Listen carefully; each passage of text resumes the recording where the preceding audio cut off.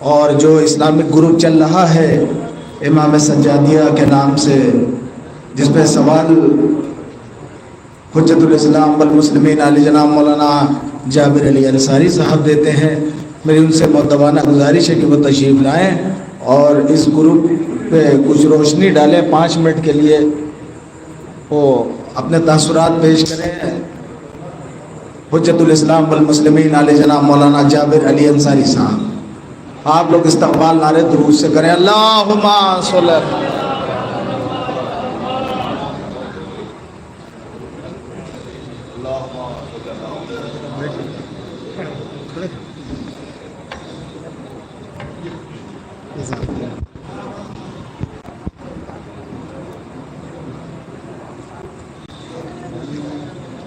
اعوذ باللہ من الشیطان اللعین الرجیم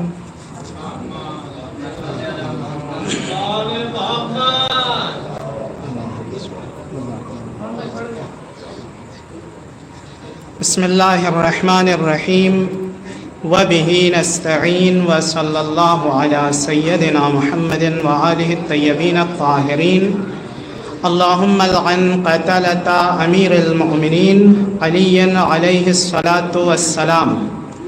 صلوات پڑھیں محمد وآلہ۔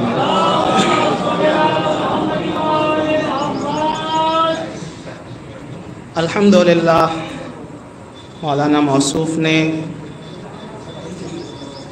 ان تمام نکات کی طرف اشارہ کر دیا کہ جس کی ضرورت تھی، اور میں بھی 2-4 منٹ جو بھی آپ کے صد راہ ہوں، حائل ہوں، انشاءاللہ اس میں 1-2 باتیں آپ کی خدمت میں عرض کرنے کی کوشش کروں گا۔ ظاہر سی بات ہے عنوان بہت بڑا ہے، امام سجاد علیہ السلام کا نام،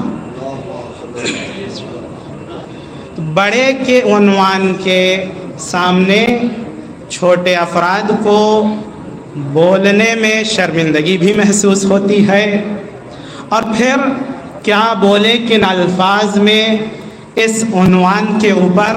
اب یہ روشنی ڈالنا میں غلط سمجھتا ہوں، چونکہ روشنی تاریکی پر ڈالی جاتی ہے، جو خود روشن ہے بذات خود روشن ہے، اس پر روشنی نہیں ڈالی جا سکتی۔ لہذا میں جیسے کہ ایک ذکر ہو رہا تھا کہ امام سجاد علیہ السلام کی عبادت کو بیان کیا جائے، ان کے سجدوں کو بیان کیا جائے، تو عزیزوں سجاد کے اس سجودیت کو بیان کرنے کے لیے خود کو ساجد ضروری ہے، ان کے عابد کو بیان کرنے کے لیے خود عبادت گزار ہونا ضروری ہے۔ نہ ہم ساجدوں کی فہرست میں آتے ہیں اور نہ ہی اس عبادت گزار کی فہرست میں آتے ہیں جو کہ حق عبادت ہے۔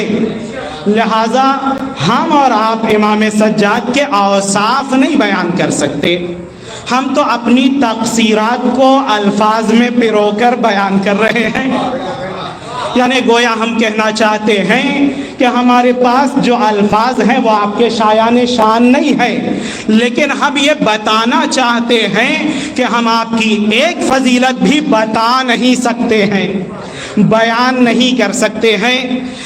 امام سجاد کے نام سے جڑا ہوا یہ گروپ ہے، اور چونکہ سجادیہ گروپ سوالوں کے مجموعوں کو بیان کر رہا ہے، مقصد یہ ہے کہ تحصیل علم ہو جائے، جہاد کے حوالے سے ایک کام ہو جائے۔ عزیزو، جب بھی جہاد کا نام آتا ہے قرآن مجید نے تقریباً 116 مقامات پر جہاد کا تذکرہ کیا ہے۔ جہاد کیا اور کہتا اللہ جہاد کرو۔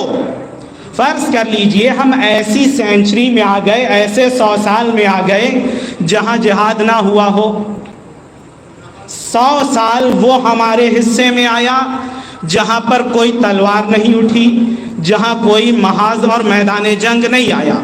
پھر اللہ کا یہ فرمان جو کہہ رہا ہے جہاد کرو، ہمارے حق میں تو ضائع ہو گیا نا، کیونکہ وہ وقت ہی نہیں آیا جہاں جہاد ہو سکے۔ جہاد دو طریقے کا ہے، ایک وہ جہاد ہے جہاں تلوار اٹھائی جائے، میدان جنگ میں جایا جائے، دشمن پر وار کیا جائے، یہ ایک جہاد ہے جو بہت چھوٹا سا جہاد ہے جس کے اوپر ہماری نظریں گڑی ہوئی ہیں. لیکن اس نظامی جہاد کے مقابلے میں ایک اور جہاد ہے جسے علمی جہاد کہا جاتا ہے، جو کہ ہر ایک کے لیے ہے. اس میں مرد اور عورت برابر ہے. وہ جہاد جو میدان جنگ کا ہے وہاں عورتیں نہیں جا سکتی، لیکن یہ جہاد وہ ہے جہاں عورتوں کا بھی اتنا ہی حصہ ہے جتنا مردوں کا ہے، بچوں کا بھی اتنا ہی حصہ ہے جتنا بزرگوں کا ہے. یہ ہے جہاد علمی. لہذا ہمارے لیے بھی وہ امکانات فراہم ہیں کہ ہم آج کے دور میں ثواب جہاد کو حاصل کر لیں. کیسے؟ علم کے ذریعے سے. اور یہ سجادیہ گروپ ایک پلیٹ فارم ہے. یہ ہمیں عالم نہیں بنا دے گا لیکن ہمیں عالم بنانے کا راستہ فراہم کر دے گا. ایک سوال کے ذریعے سے 1,00,000 جوابات تک پہنچانے کا ذریعہ ہے کہ ایک سوال دیا جا رہا ہے، اب آپ اپنی تحقیق کو عمل میں لا کر محقق بھی بن سکتے ہیں، مدقق بھی بن سکتے ہیں ایک سوال کے ذریعے سے. اس لیے علماء نے کہا ہے جواب دینا ہنر نہیں ہے، سوال کرنا ہنر ہے. جسے سوال کرنا آ جائے اسے جواب دینا خود بخود آ جائے گا. مشکل یہ ہے ہم سوال نہیں کر پاتے ہیں، اور جو سوال نہ کر پائے یقین جان لیجئے جواب بھی دینے میں کوتاہی کر لے گا. سوال اہم ہوتا ہے جواب سے. کیوں؟ علماء کہتے ہیں ایک کتاب کا خلاصہ اگر کرنا ہو تو ایک لائن میں انسان سوال کی شکل میں کرتا ہے، وہی کر سکتا ہے جس نے کتاب کو سمجھا ہوگا.